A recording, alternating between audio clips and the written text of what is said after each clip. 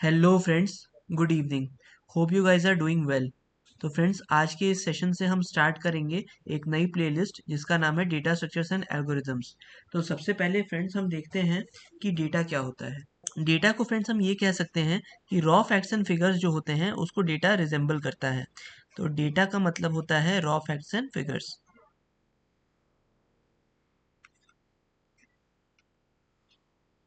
इसके बाद फ्रेंड्स क्या होता है डेटा स्ट्रक्चर। तो डेटा स्ट्रक्चर का ये मतलब होता है फ्रेंड्स कि किस तरीके से हम डेटा को ऑर्गेनाइज कर पा रहे हैं, स्टोर कर पा रहे हैं और प्रोसेस कर पा रहे हैं।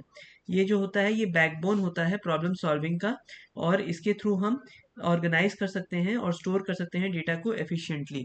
अब इसके बाद देखते हैं फ्रेंड्स कि common types of data structures कौन कौन से हैं हमारे पास। तो सबसे पहले है हमारा एरेज। एरेज क्या होता है फ्रेंड्स? कंटीग्यूअस मेमोरी एलोकेशन पे डेटा स्टोर होता है। इसके बाद आता है friends stack. Stack resembles the last in first out, मतलब जो पहले अंदर आएगा वो बाद में बाहर जाएगा और जो बाद में अंदर आएगा वो पहले बाहर जाएगा। इसके बाद आता है friends Q. Q is first in first out. इसके बाद आता है फ्रेंड्स हमारा tree. Tree hierarchical data structure है, जैसे एक फैमिली ट्री होती है उस तरीके से हम ले सकते हैं इसको, हायरार्किकल। इसके बाद आता है फ्रेंड्स ग्राफ, जो कि हमें नेटवर्क होता है of nodes and edges, network of nodes and edges. फिर होता है फ्रेंड्स हैश टेबल। अब हैश टेबल क्या होता है? It is use to store the data in form of keys and values. तो की और वैल्यू के फॉर्म में हम डेटा को इसमें स्टोर कर सकते हैं। अब देखते हैं फ्रेंड्स एल्गोरिदम क्या होता है। तो एल्गोरिदम को समझने के लिए हम ये लिख सकते हैं कि एक स्टेप बाय स्टेप प्रोसीजर है of solving a given problem. तो ये है step by step,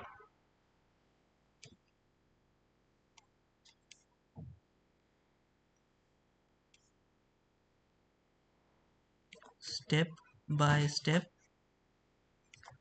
procedure to solve given problem.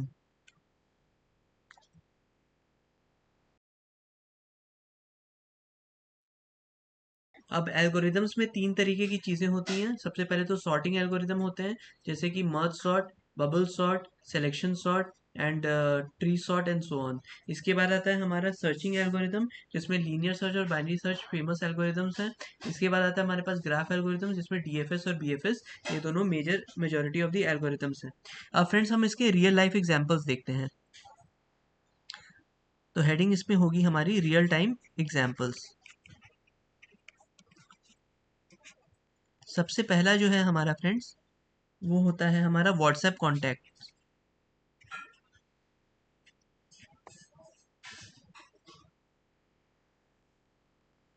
इसमें हम स्टोर करते हैं एरेज और लिस्ट के फॉर्म में।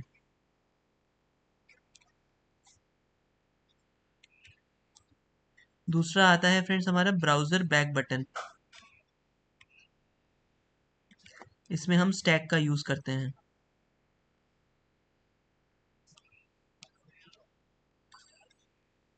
Google maps. ग्राफ का यूज करते हैं।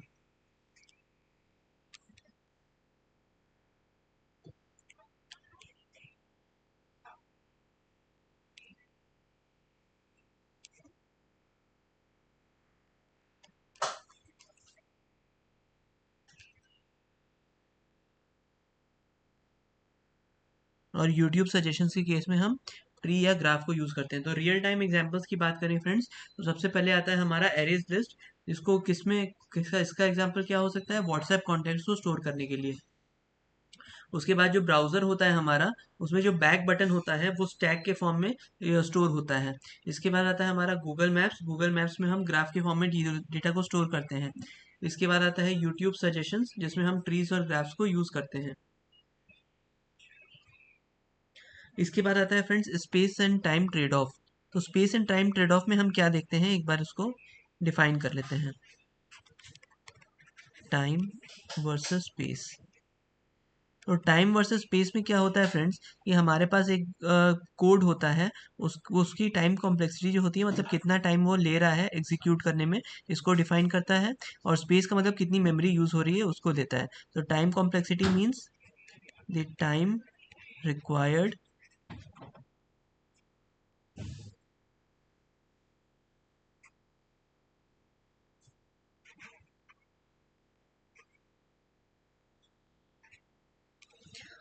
तो होता है friends time and space complexity. Time complexity का मतलब कितना टाइम रिक्वायर्ड होता है सॉल्व द गिवन प्रॉब्लम, और स्पेस कॉम्प्लेक्सिटी का मतलब ये होता है कि the memory required to solve, required to store the data. ये हो गया हमारा time versus space trade off. अब एक कोड देख लेते हैं फ्रेंड्स, जिसको हम कहते हैं लार्जेस्ट नंबर का कोड, और इसके थ्रू हम देखेंगे कि कैसे हमारी टाइम कॉम्प्लेक्सिटी निकल सकती है। तो इसके लिए हम मूव करेंगे एक्लिप्स पे। क्लास हमारा बना हुआ है, यहाँ पे हम एक फंक्शन बनाएंगे, public static void main string args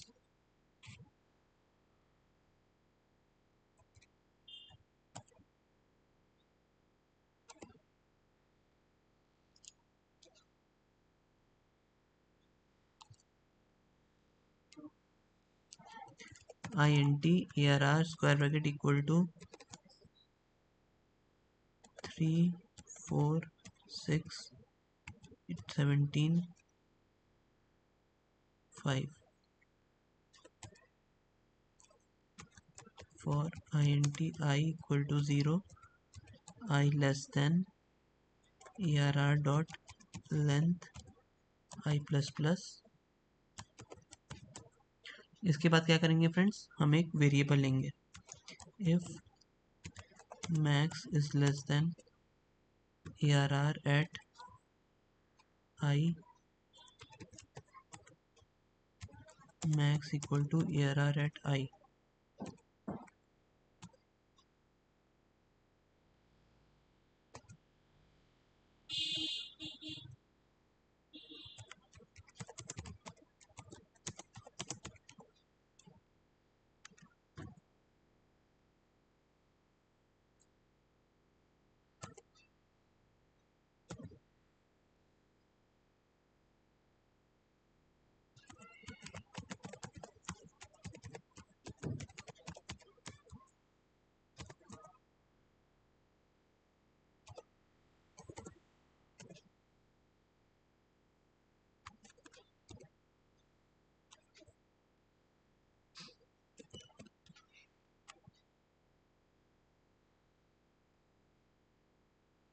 17। तो फ्रेंड्स यहाँ पे हमने क्या किया है, सबसे पहले तो हम एक util नाम के पैकेज को इंपोर्ट करेंगे।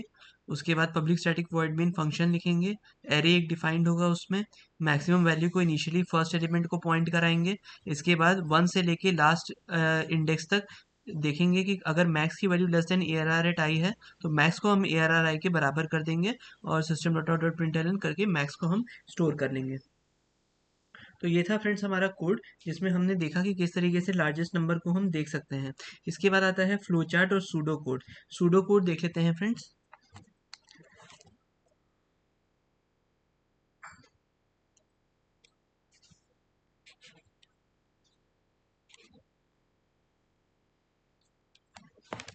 सबसे पहले आएगा इसमें start, input N, sum equal to sum plus N, print sum end. तो ये था फ्रेंड्स हमारा सूडो कोड, जिसमें हमने एक इनपुट लिया एन को, उसके बाद sum equal to sum plus N कर दिया और प्रिंट कर दिया सम को। अब यहाँ पे एक और चीज़ इंपॉर्टेंट है कि सम की इनिशियल वैल्यू हमें 0 सेट करनी पड़ेगी।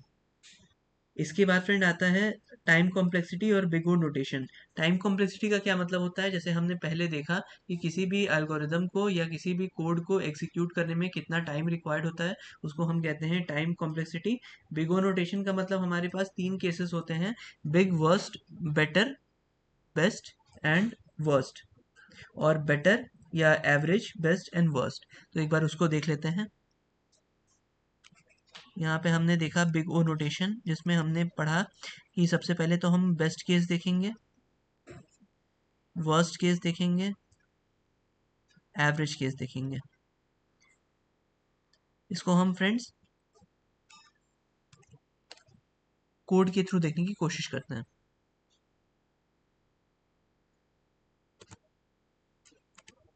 मान लीजिए हमने ARR 0 को मैक्स में लिया। अब if max double equal to 17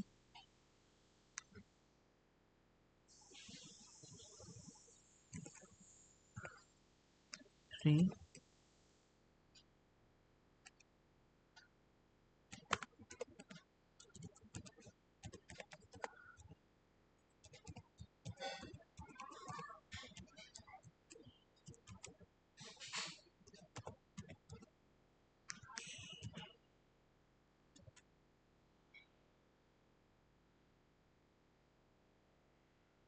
तो यहाँ फ्रेंड हमने क्या किया है, हमने सबसे पहले एक एरे को ऐसे डिफाइन किया है। उसके बाद मैक्सिमम वैल्यू को हमने 3 पे सेट किया है।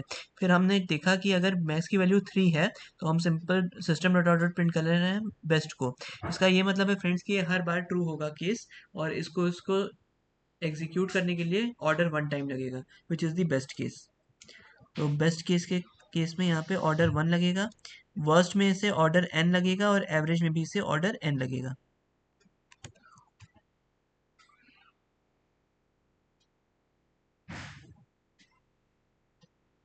अब देखते हैं फ्रेंड्स एरेज के बारे में।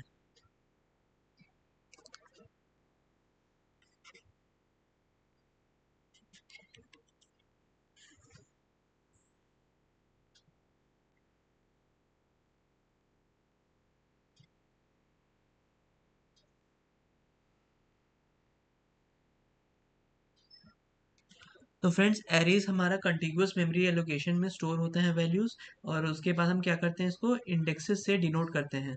तो इंडेक्स नंबर 0 जो होगा वो फर्स्ट एलिमेंट को बताएगा, और ऐसे ही n-1 होगा वो nth एलिमेंट को बताएगा। तो ये हो गया हमारा फ्रेंड्स एरेज। इसके कुछ इंपॉर्टेंट फंक्शंस हैं, जैसे लेंथ फंक्शन हो गया, सबस्ट्रिंग फंक्शन हो गया, एंड सो ऑन। सब एरेज का भी हम यू कॉन्सेप्ट यूज कर सकते हैं इस केस में। अब आता है फ्रेंड्स हमारा रिकर्जन पे।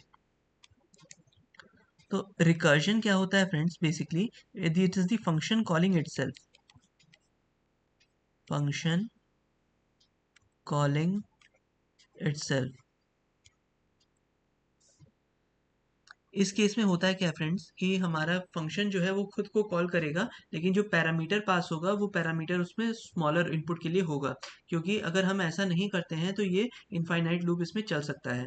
तो फंक्शन कॉलिंग इटसेल्फ हो जाएगा हमारा रिकर्जन। इसके हम कुछ कोड्स देख लेते हैं। जैसे सबसे पहले हमने देखा कि फिबोनाची ऑफ n हमें अगर देखना है तो सबसे पहले हम क्या करेंगे, int फिबोनाची ऑफ n। इसका हम कोड लिखते हैं राइट हैंड साइड पे।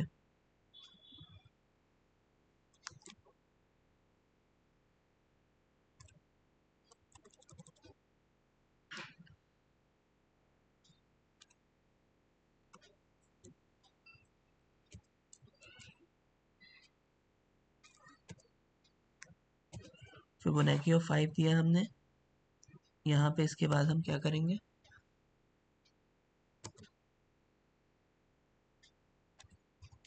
Public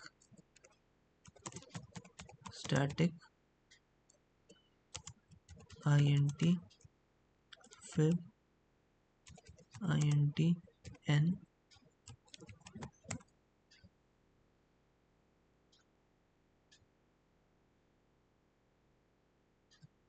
if n double equal to 1।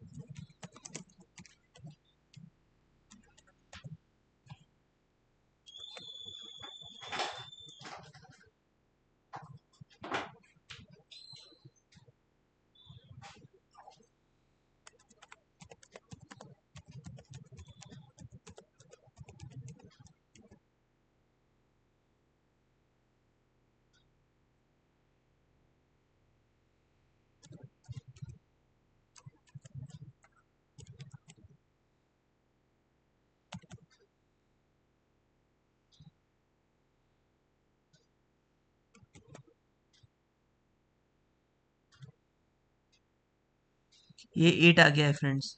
तो हमने फिफ्थ नंबर दिया है फिबोनाकी का। तो 0 के लिए 0 आएगा, 1 आएगा, एंड 1 के लिए भी 1 आएगा। तो 0 और 1 हो गया। इसके बाद आता है फ्रेंड्स 2, जो कि थर्ड फिबोनाकी होगा।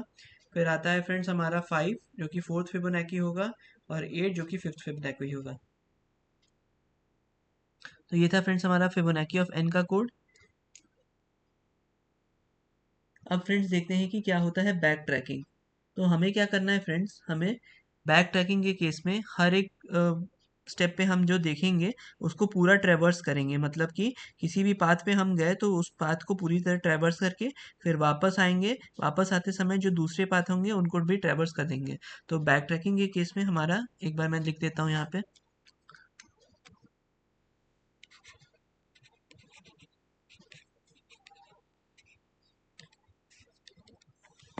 बैक ट्रैकिंग के केस में हमारे पास go into the depth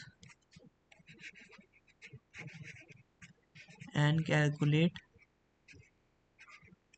for the leaf nodes,